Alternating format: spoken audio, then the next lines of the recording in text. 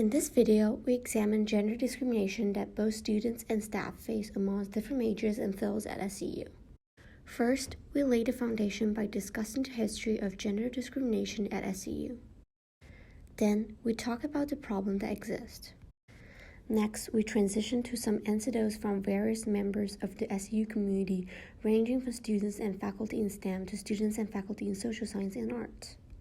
Finally, we devise solutions based on the data we gathered in our interview that might help to ameliorate the issue.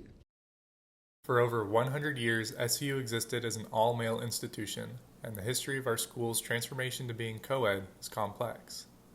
When Patrick Donahoe became president in 1958, he inherited a university that could no longer afford to operate as it was. SCU thus decided to tactically open its doors to women. Liana Goodwater, who has been employed as a librarian at SCU for 44 years, worked with those who experienced the school's co-ed transition firsthand. From what I've read, I think part of the reason was that it was becoming harder to recruit students to come to a school where the men would not have ready availability of women on campus that they could date and so forth.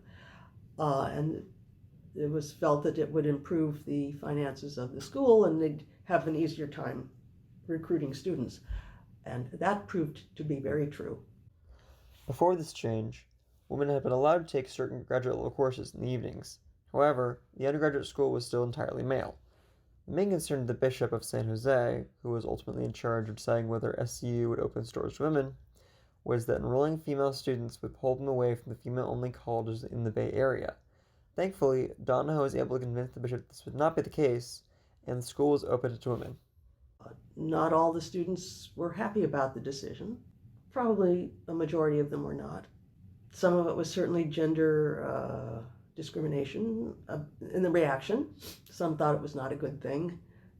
There were some on the faculty, among the Jesuits, who did not agree with the decision. That wasn't a unanimous decision, evidently. There was a Jesuit on campus, I don't remember his name, who, when the decision was made, he went out and lowered the flag on the flagstaff to half-mast.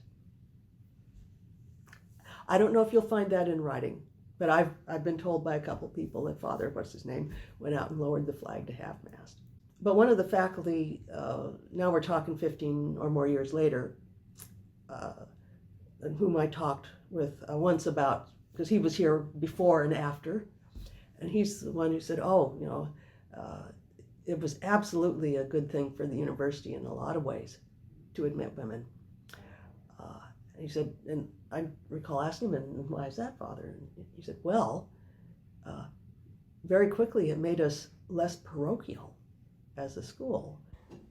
Gender bias within STEM today exists as a result of the history of gender discrimination, our socialization, and a lack of conversations around the issue. A longitudinal study published in the American Educational Research Journal found that women entering college are not less likely to go into certain fields because more math or science are required, but rather because of the gender discrimination they're likely to encounter in those fields. What is perhaps most striking about this study is not just that perceived discrimination matters, but just how much it matters and how little other factors matter. Because of this, women are often underrepresented in STEM fields, as is the case here at SCU. One question that might come up is whether or not the relative level of prestige of different fields is impacted by gender, or whether different genders are influenced by different relative levels of prestige. I read an article recently that was talking about the fact that because there are so many women in social service types of careers, like social work and education, creates a kind of bias that is women's work, and thus fewer men are likely to go into it, and thus as a society we don't reward people in those careers financially or with the respect that they deserve.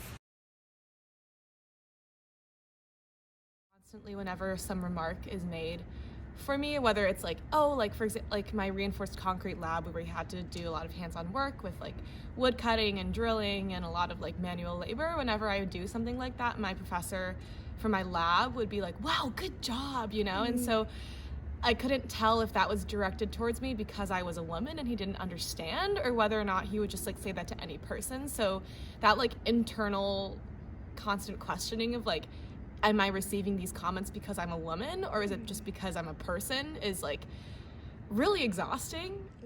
I've also experienced people who told me when I told them I wanted to do MD, PhD, they're like, oh, you want to be a doctor, like, but that's gonna be really hard on you. You should just work as a nurse and like fold the beds. And that's always been very uncomfortable for me, knowing that people think that.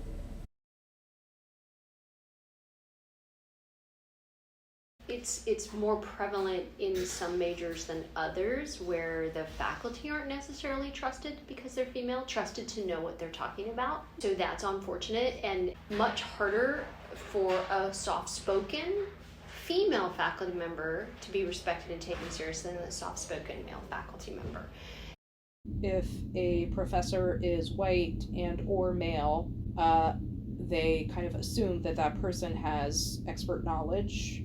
And so the numbers are often higher for white professors and male professors, but it isn't just like the numeric scores, also the style of comments. So women are evaluated by students more on their personality rather than on educational value. So even like the more positive comments that I get are often like, she's a nice lady, which don't really help me in my career progress because it's not a comment that I can lift up that shows my teaching value. Many of the people we interviewed had insightful suggestions for addressing sexism at SCU. I think when you're in college, you've already kind of made up your mind of what you're going to study. That's not true for everybody. I know people who've changed their majors and you come in undecided, but a lot of the time you kind of know what you're interested in. And I think it's really important to sort of do some outreach before college, like in high school, get more girls involved there. I think if you get like tutoring or something in that first quarter of being in computer science, like, because I saw a lot of girls drop out and all of a sudden the number of women just plummeted. It was really sad because a couple of my very close friends actually left STEM to pursue something else. If you're sensitive to these kinds of things, you're aware of these changes, right? And you're aware that you really do have an extra responsibility. We all benefit from these discussions. Oh, gender bias in STEM. Well, that shouldn't be that way. Let's figure out how to make sure that I'm not contributing to that, right? So that's a call to action for faculty, I think. That feedback is critical. And it's not only the training, but knowing that you're doing something right along those lines, because it's really, for lack of a better term, ethereal. It's really hard to get a handle on whether you're doing that right or not. Right? Most of us are, like aware of gender bias, but we're not really kind of like given specific tools or strategies to use. So maybe some training about equalizing the classroom where gender is a focus.